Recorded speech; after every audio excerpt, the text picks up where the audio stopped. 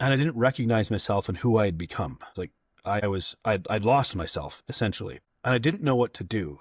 But I felt like I'd become a bad person because of what I had become. And my response was to try to punish my way into changing my behavior. So I have to be stricter on myself. I have to be strict around food. I have to be harder on myself. I have to push harder. I have to, and I was really struggling with self-loathing or like hating myself essentially for who I'd become and not knowing how do I get out of this place.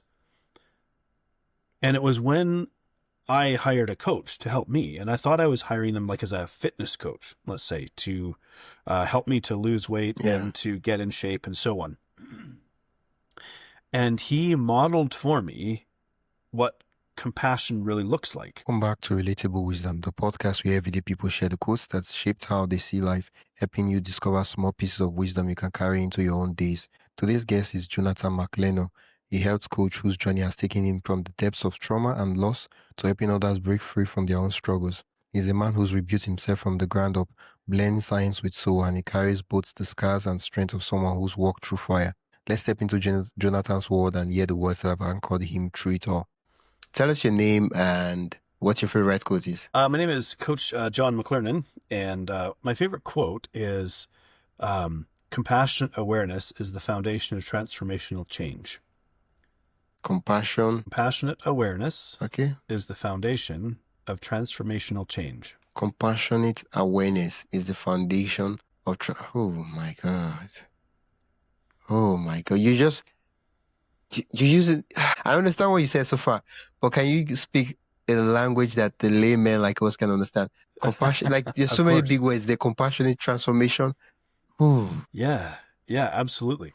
And I will let it slip that this is my own quote from a number of years ago, but has become a foundational quote that has helped me to change and then guides my work in helping others to change as a health and life coach, really. So we can't change what we're not aware of. In other words, if we operate just from the place of habit, we're operating not from a thinking place. So we can't change what we're not aware of. But oftentimes when let's say we become aware that there's something I'm doing that's not helping me, that's hurting me, that's a bad habit or something like that. If we don't have compassion, we might actually judge ourselves and then start to create a story about ourselves. Yeah. I am a bad person because I do this thing. So compassion is not a get out of jail free card, but what it is the freedom to study the behavior without the lens of judgment. I understand you perfectly, but the child in me is lost right now. There's just a lot of big words flying. I want us to slow things down a bit. Okay. Let's do that. Compassionate awareness is the transformation. Is the foundation. Okay. Of transformational change. Okay. I feel like we should do the revised edition for kids. You know how they write that's true. The big book, and then they say, okay, they rewrite it for the kids version. Like the Rich Dad has a kids version where they break it down and say, okay, this one is for kids. And right. Yeah. We can keep that in mind. Probably maybe over the course of the episode, at the end of the episode, we'll come up with a revised edition for kids. Yeah. Okay. Yeah, absolutely. We'll let that rattle around in my subconscious and see what comes out. Okay. At the end of the episode, we'll have about 10 to 15 minutes to come up with something. So I will just keep chatting. And what would you be some personal stories or examples where you say you had compassionate awareness that led to a foundation that also led to transformation? Yeah. So I'll tell a little bit of my backstory because that will help to bring this quote into light. Before we were recording, about 14 years ago, I was living in South Africa and I was violently attacked by 4 men who tried to kill me. And that was obviously a very traumatic incident to go through. And I was, I was 29 years old. I was totally unprepared to go through this kind of experience.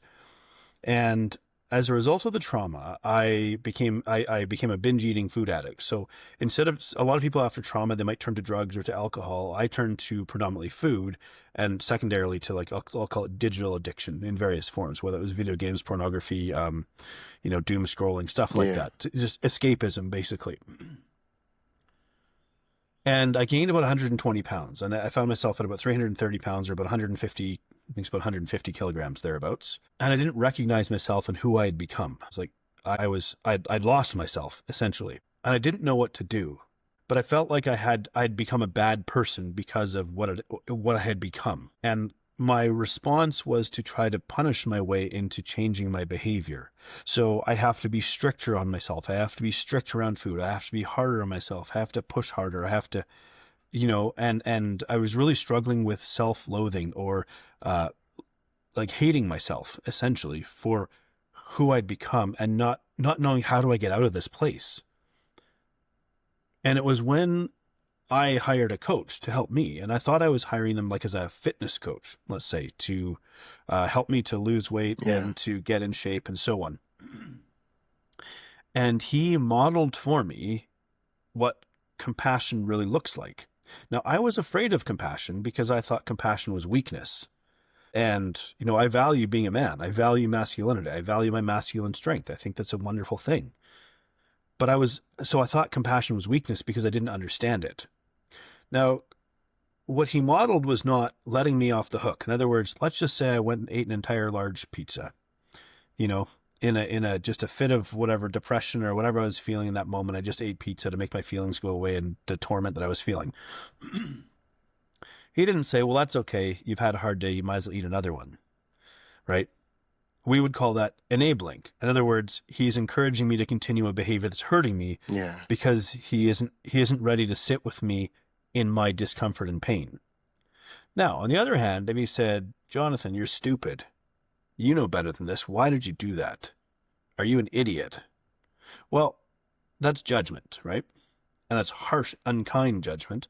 And now all I want to do is hide my behavior, right? I want to just not get caught doing it. But compassion was, hey, let's understand what's happening here. Let's understand that you're a struggling human being who is in pain, and this behavior is an attempt to escape that pain. So let's take away the story that you are a bad person for doing this thing, and look at this from a different perspective. So compassion removes the lens of judgment and says, let's look at you like a human being, and let's try to help understand why that behavior occurs. Because here's the most difficult part of this. Let's say that I didn't have him come into my life and influence me in this way. I might still hate myself and think I'm a terrible person. Now, if I tell myself that, so our brain tells us stories. Our brain creates stories to try to explain our behavior, to make sense of the world. Yeah. My story was, I am a bad person with no discipline and no self-control. Something's wrong with me. Now, if I repeat that story enough times, I will then adopt it as a belief and a part of my identity. Now, when that becomes my identity, my brain will nudge me to behave in a way that is consistent with that identity. Right? So if I adopt this story that I'm a bad person and it becomes a part of my identity, I'm now going to behave in a way that matches that. Yeah. Wow. And so he helped me to change my story.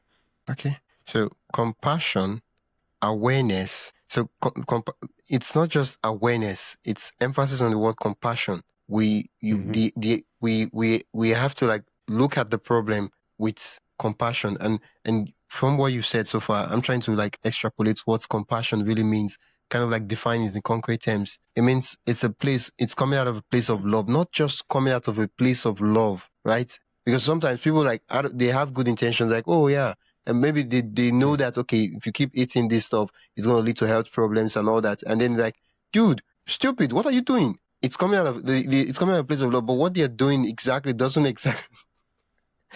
exactly look or sound like love. And so I'm trying to put it in words such that it's coming out of a place of love, and it's also seen as it's okay. I'll give an example. You mentioned enabling, right? Enabling looks like love, but it's not from a place of, I won't really say it's a place of love, but it looks like love at that point in time. You're like, of course you should eat. Well, why? No, you need to eat. Like, you need to do stuff. Like, it looks like love, but it's not okay. I think it's in three parts. It's coming out of a place like love. Absolutely. It looks like love, and then it's for the good of the person. Mm-hmm. Yes, that's right. Sometimes, usually it happens with parents. They do things that out of love for their kids, but that stuff is hurting their kids. They're like, oh, out of the kindness of about it's whatever they define good for the child. Out of the love of their heart, they do it for the child. But that thing is hurting the child. That thing is, it's killing the child. But they don't know. But it's coming out, like, genuinely, it's coming out of a place of love. Yeah, absolutely. Like, let's just say, oh, you're sad, have a cookie. Okay. You're sad, have a cookie. Okay. I want to make you feel better. I want to relieve your pain. Yeah. Problem is, what I'm doing is I'm setting you up to be an emotional eater for the rest of your life. Yeah. When I'm sad, because it says feeling sad is a problem instead of feeling sad is a part of life. Yeah. So compassionate awareness is something coming out of a place of love, looking like love, and then for the good of the person. It has to be complete, because if it's looking like love, it's enabling, because it's not for the good of the person. Yeah. Now, what we can say about love is it's not like, I'll call it romantic love or Hollywood love. That's not the love we're talking about right now. Real love is, I'll call it sacrificial love. It is because of what's in my heart. I am willing to endure like discomfort. In other words, let's just say if I was working with you and you were expressing some great pain that you were in, maybe my first instinct is to run away. Ooh, I don't like that, because sometimes I see the pain in myself, or if I can't fix you, I don't want to sit here and feel helpless. Nowadays I've worked with, over 1,000 clients. I'm quite comfortable sitting with people in their pain and their discomfort because I've done it so often. Yeah. But I would think, hey, let me try to relieve your pain. That's a good intention. I want to relieve your pain. Okay. But if I give you a cookie to relieve your pain, I'm only temporarily relieving it, and it's going to come back stronger. I'm not helping you work through the pain. Yeah. But at that point in time, giving me a cookie looks nice and looks good. Yeah. Yeah. We could even take it to another level, and we could say, what if I gave you heroin? Heroin would take away your pain, and you would feel euphoria. Ooh. Right? Ah, transporting dimensions. Yeah, but like that gift is a curse. Right? Yeah. At the end of the day, it does more harm than the good you meant for it to do. It creates a bigger problem that is even bigger than the one you're trying to solve or deal with on ground. Wow. Right. Okay. And it starts with, here, because you're sad, here's a cookie. Okay. Now, to be fair, I'm not saying parents who give their kids cookies when they're sad are raising future heroin addicts, right? Like, let's disclaimer. We won't get too crazy. Right. I was just trying to create like a profound example in the context of this discussion. Yeah. Yes. Yeah. Absolutely. Okay. I need us to understand, to like define what transformation really means. What does that look like? Transformation is, I'm going to call it, is a permanent change in how you see yourself, in how you behave and interact with the world. So it has to start on the inside, right? So I can't change how I relate to others unless I change on the inside first. And so for me, transformation was going from I hate myself to maybe I'm not so bad. Okay. Maybe there's some good in me, to, okay, maybe there's some good in me that's worth like building on, to, and so on, until I get to the place where I can actually appreciate myself. Hey, I appreciate what I'm able to do. Now, again, self-love is not being like, well, you've had a hard day, or, you're a good person, so reward yourself with ice cream. I'm still able to see my weaknesses, or I'm able to see, but now I see them through a different lens. I know that my desire, my intent is good. And so now when I struggle, I say, hey, I know what's behind the struggle, and it's a human being. And so transformation is like a permanent change in how you see yourself, how you behave and interact with the world, and how you choose to meet your needs. Yeah. Let's take a quick pause. If you're enjoying this conversation and want more thought-provoking ideas straight to your inbox, join the Relatable Wisdom email list. It's free, quick, and filled with bite-sized insights inspiring quotes, and behind-the-scenes reflections from our guests. Just head to relatablewisdom.com/join. That is relatablewisdom.com/join, or tap the link in the show notes. And hey, subscribing to the podcast helps more than you think, and it's free. So if you haven't already, hit that follow button wherever you're listening. All right, let's get back to the conversation. Well, thank you for sharing that story you shared earlier on at the very beginning of the quote. Now, I want us to do something out of the ordinary. All through while we're doing all these things, I'd like for us to be commentating on it, because of those that will be listening on the podcast, and it will all make sense once I say the crazy thing I want us to do. I want us to I want you, more like you, to go to any of the LLM you use, and we'll put in the quote and ask it to express it in grade 3 or grade 4 language, such that it's simple and down to the point. But then I would love for you to share the screen, and so that those that are watching on YouTube can see it, if you're comfortable with that, of course. As in share my screen with different ways to write the quote. Okay. So what I want you to do is, earlier when I talked about we're going to revise the quotes, right? Yes. So I was like, okay, why not just use AI? So we'll prompt it. Yeah. But what you're doing is, I want you to share the screen so that those that are watching on video, they can also see, they can see the process of everything happening, right? Okay. Yeah. Because I had a couple of ideas where it's Okay. Let's hear them. Let's hear them. Okay. So you say noticing. Okay. So if we think about awareness, we could simplify it and say noticing. Okay. Right. Okay. And maybe compassion is it's a big term, so we could simplify it to kindness. So noticing with kindness. Okay. Instead of compassion and awareness. Okay. So noticing with kindness helps us to grow and change. Okay. So this is you versus AI. Oh yeah, are you going to punch this into? Do you want to punch this into Chat GPT or something? You're the one that would have to help us, because I'm currently using my mobile phone now to record. Yeah. So. Oh yeah. Okay. I'm guessing using your laptop. I am. Yeah. Okay, so you can share your screen. On the screen now, you should see a picture to be able to share screen. Do this. You betcha. Okay, let me just call up Chat GPT here. Okay. And for everyone, you're watching this in real time. Yeah. So I'll be commenting whatever I see, so that those that are listening on audio, they can get the full gist without having to watch the video. But if you're on YouTube, you probably can see everything. Yeah. Okay. So Chat GPT. Okay, what can I help with? Okay, what do I want to ask it? Ooh, I can't see your screen. Oh, sorry. Let me share my screen here, and then. Okay. Share. There we go. Screen. This one here, I think. Okay. Wow. So I have a quote. It's been a long time since I saw ChatGPT on white screen. Okay. Compassion, awareness is the foundation of transformational change. Okay. So I guess okay. Like to translate. So I spell correctly. Quote into simpler language for different age groups, such as children. The master prompter is at work. Let him cook. Young adults. Okay. Okay. And I never really thought about that. I was just like, wow, I guess. Man, advance. Let's see what it comes up with. Okay. Deep kind awareness of ourselves is what allows true and lasting change to happen. So for changes, being kind. Okay, that's the meaning. Paying attention. Okay. Helps us grow and become better. Okay.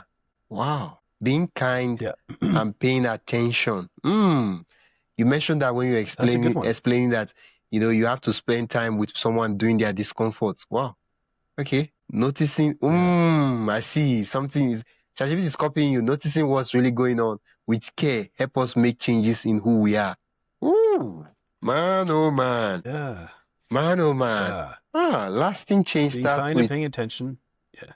With seeing ourselves clear and with compassion. Wow. Yeah. Wow. Should we stick with the original quotes, or which one are we going to pick as our winner? Wow. These are really good. man. Well, I would say I probably wouldn't go with the being kind and paying attention helps us grow and become better. I do like that for children. Okay. Um, Noticing what's really going on but I with care. think I think helps us. that's close. Like Yeah, compassionate awareness, noticing what's really going on with care helps us make real changes in who we are. I don't know, man. yeah, That's really good. That's my favorite. I don't know yeah. which one is your favorite for. Okay, that's 12 to 18. Let's go That's for with that one. teenagers. Oh. Noticing what's going on with care helps us make real changes in who we are. Okay. Yeah, Noticing what's really going on with care helps us make real changes in who we are. Now, I don't know if I'm the only one, but there are not such big words flying, and I get to understand it. yeah, Wow. Yeah. absolutely. Wow, this episode has really been fun. Thank you so much, Coach Jonathan. Yeah, awesome. Well, Yeah. it's given us something to kind of take home here. So, Okay. yeah. How do you like to close it out? Okay. When you said let's give them something to kind of take home with, I thought you were going to give us something to kind of take home with. Oh, yeah. How about this? Okay. If you're struggling, you're not broken, you're human. Okay. And it's human to reach out and ask for help. Okay. I hear you. So there's no shame in struggling, and there's no shame in asking for help. It just means you're human. Okay. And it takes courage to ask for help. It does. Yeah. It does. Yeah. As much as people think it's weakness, but it takes great courage to put yourself out there and ask for help instead of It does. suffering with pain and all that. Thank you so much, Coach, for chatting with me and sharing your quotes and the story you shared. And it's been an amazing 30 minutes chatting with you. Wow. Thank you. Where can listeners, learn more about what you do and just check out your project? Yeah. Well, you can find me on Substack. I write over there. A lot of my writing right now is Christian writing. Okay. I didn't really mention that before, and I don't know if your audience has any religious leaning, but No problem. a lot of my writing presently on Substack is Christian leaning. I have a section called Wrestling with Truth. Okay. And this is me writing about my, I'm trying to make sense of my faith, because I'm a very deep thinker, and I try to analyze things critically in one sense. And so I don't just want to accept blindly that this is truth, but I want to wrestle with it and make sure that I make it my own. So that's a one place if you're interested in my more sort of philosophical leanings. You can find that over there. If you're more interested in the coaching side of things, you can go to freedomnutritioncoach.com. So no spaces, just all one word, freedomnutritioncoach.com. And you're welcome to book in a chat with me. And who you see now is who you get. You've been listening to Relatable Wisdom, and I've been your host, Wisdom Okonkwo. You've been listening to the podcast where every story, quote, and insight helps you see life a little differently. If you enjoyed today's episode, follow the show on your favorite podcast app and share it with someone who loved the conversation. For more inspiring voices and timeless wisdom, visit relatablewisdom.com. Until next time, keep living, learning, and collecting wisdom that matters most to you.